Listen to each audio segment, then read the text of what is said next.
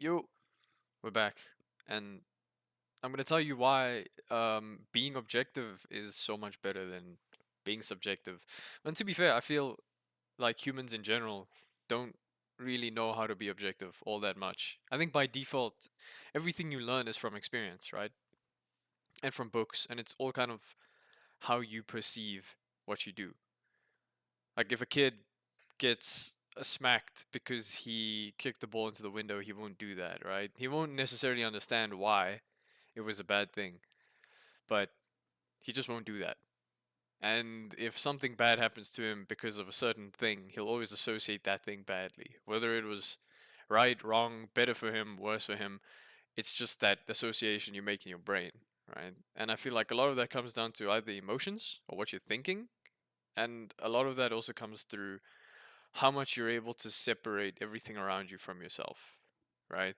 Because a lot of people also, when something good happens or something bad happens, they immediately associate themselves with it. They don't really see other perspectives or like understand it in any way that's further than me, me, me, me, me. And a lot of people do that, unfortunately. I feel like the vast majority of people do that. It's actually a very small percentage of people that can see things for the bigger picture. And even the people who see the bigger picture, you won't see the biggest picture, right? Everything in isolation always looks bad. If you're only looking at a couple pixels when you can see the whole thing, it kind of changes your perspective. So, I don't know. I think being logical and objective and calm and all these kinds of things, they're probably good traits, but there's something so sterile about all of it. It just kind of, I think because it's so uncommon for humans to do that, it feels wrong, right? Because you kind of associate, again, more association, right?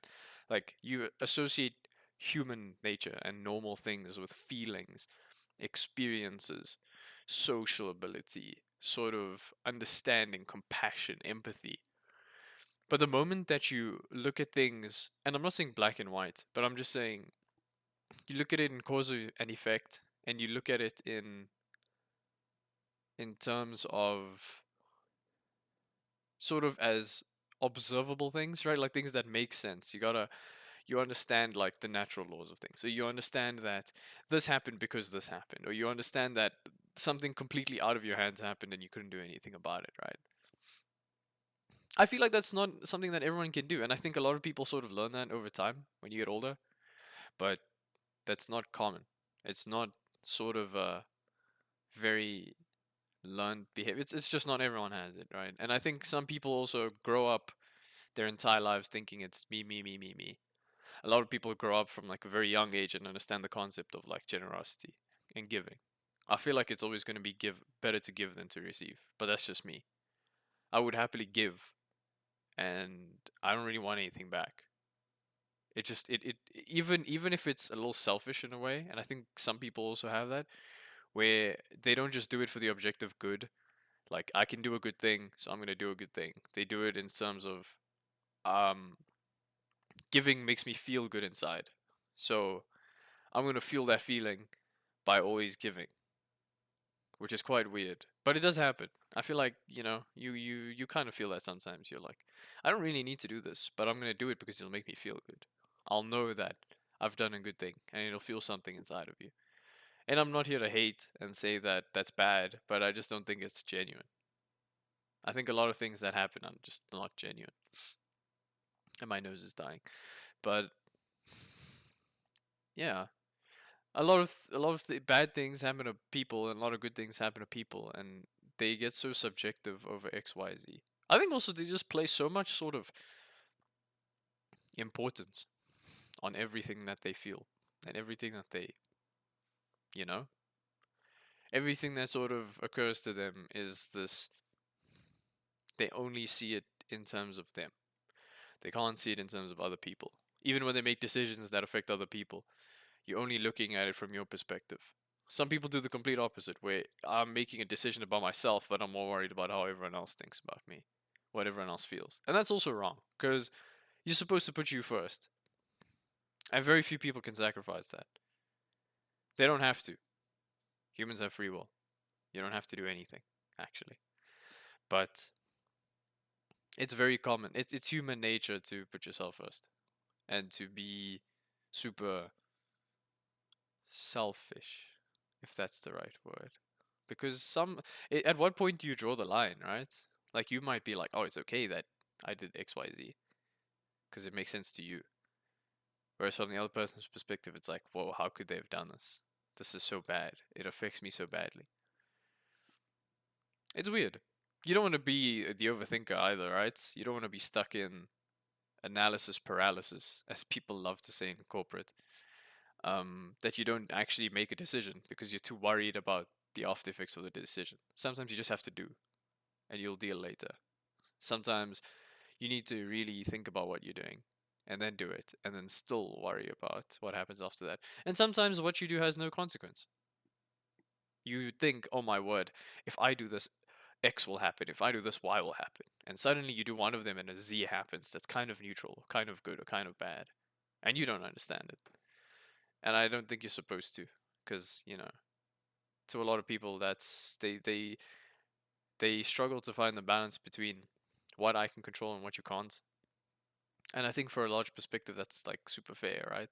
How do you know that you couldn't have worked harder to get something? But how do you know that you doing too much was also the reason it failed? How do you know that because you did this, this didn't work out? How do you know that because you did this, it did work out? You don't know. You can lie to yourself and say, I did this all by myself, but you didn't. I think that goes for a lot. I'm not saying that you shouldn't do anything. See? Balance. Balance is super hard to have. But nevertheless, I think understanding both sides of the coin is a good first step because it just keeps you in good stead. It's a pretty hard lesson to learn because, like, once you lose uh, something that you really wanted and you put in a lot of effort for, it sucks, right? But I don't know how other people deal with it. I'm gonna be completely honest with you. If I didn't have God to rely on, I was finished, man, because it didn't make sense. It doesn't make sense. It doesn't make sense no matter how I think about it. But it's not supposed to. Who am I? Who am I to judge? Who am I to think? Who am I to expect to understand when there's so much that you don't understand? And once you get over the human aspect of I'm in pain and I don't like this because I'm human, somebody stabs you, you're not gonna feel good, and you're not gonna be like, oh, it's because I'm so stoic and cool and absolute giga chat. No, you feel things because it has a direct relation to you. You've gotten stabbed. You are bleeding. There's a hole in your organs. Like that's not good. You're going to feel hurt.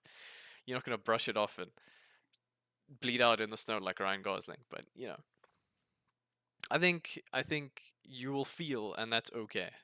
I just don't think that hanging on to that is a good thing at all.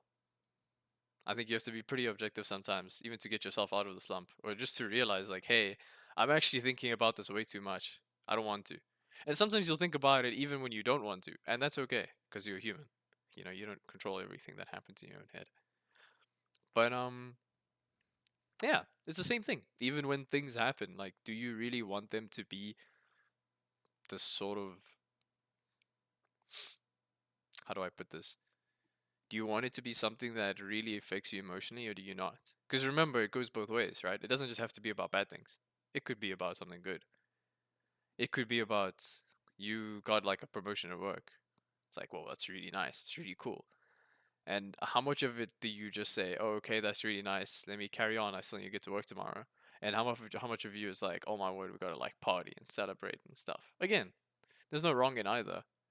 I think you're supposed to appreciate it. I just don't think that you're supposed to go overboard. But what's overboard to me might not be overboard to other people. Might be the bare minimum. What's the bare minimum for me might be overboard to others. So it's so cool and crazy. And I dislike psychology as a discipline. I dislike people trying to over explain and put things into words. I say that that's hilarious. I'm doing that right now, but I'm doing it for me really. So I don't really care. Um, it's just lessons I've learned and like things that I've learned to shape perspective. But I do think that trying to understand everything and thinking you understand everything is never going to work. It doesn't matter how good of a psychologist you are. I think that it's probably the most nonsensical discipline ever. It just doesn't make sense, man. I would say for to a large extent it can help and it can be good, and for that, sure, right? Like I don't disregard the good it does. I just think that it it it assumes that it knows everything when no one will ever truly know anything about you. You have so many unique experiences. Like for example, if I have a mate who's 24 and I've known him my whole life, I still don't know everything about him. I can ask him every question, I can try and understand every feeling. You can't. You can't. It's out of the realm of humans. You can get really good at it. You can know what he'll laugh at. You can know why he thinks the way he thinks because of his past. It doesn't you will never truly understand.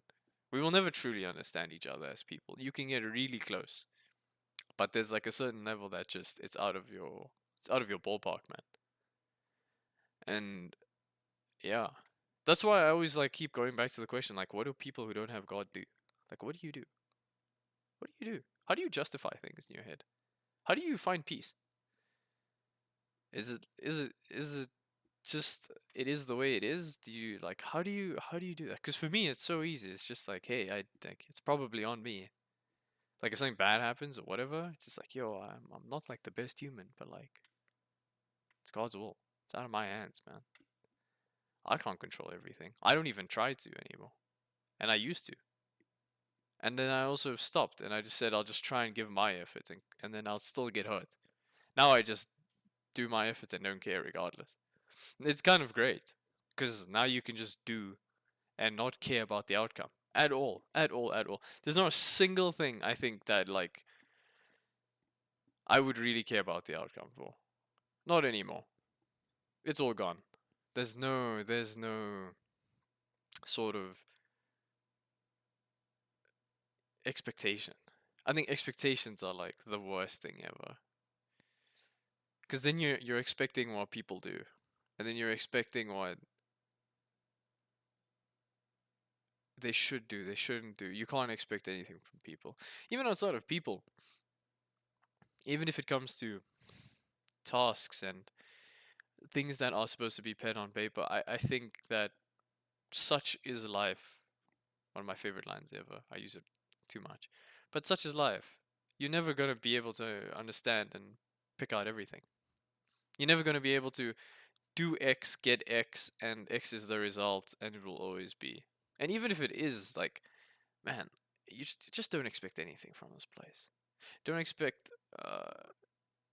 things to last forever. Don't expect money to solve all your problems. Don't expect your problem today to be a problem tomorrow.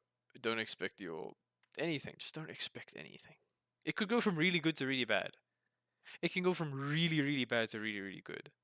What's the point of overthinking and like going that deep into the future? And then on top of that, like going back to the initial point, like what's the point of being so emotional? Why not just be objective? But to be fair, I think it's also human nature to try and feel. And sometimes you can deal with something that was objectively bad in a good way because of your emotional resilience. So that's another thing, I guess. That's like something I didn't even really think about until now. Because it's true. You don't really have to think about it that way. Like you don't have to take everything factually. It's sort of the emotional maturity that allows you to be objective. That's actually a way better point to make. You know?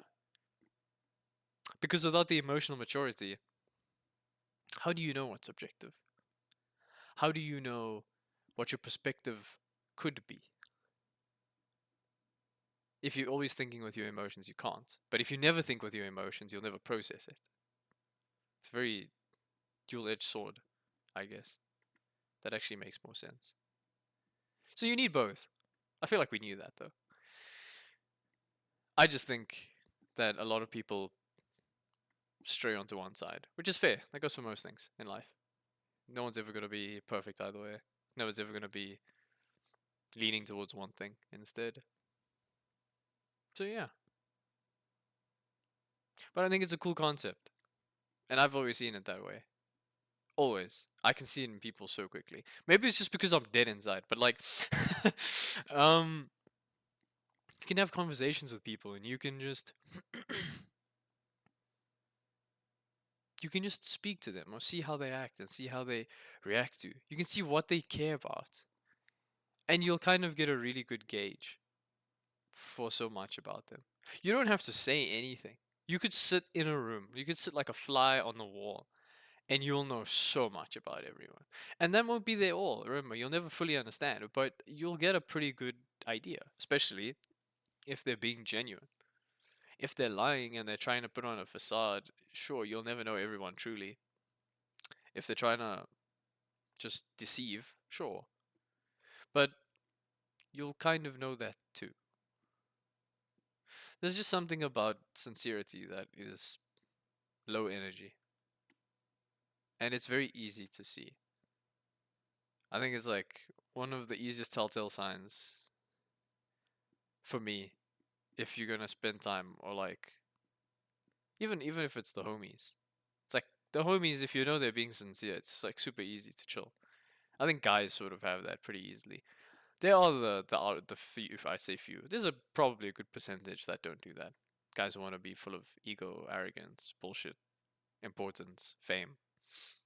I don't know, social status, all those gay ass things. But realistically, if you chill and you're having a chat with a homie, it's pretty sincere. And it's not that deep. So the best part is you get to have those conversations without overthinking them. Like you just get to be honest.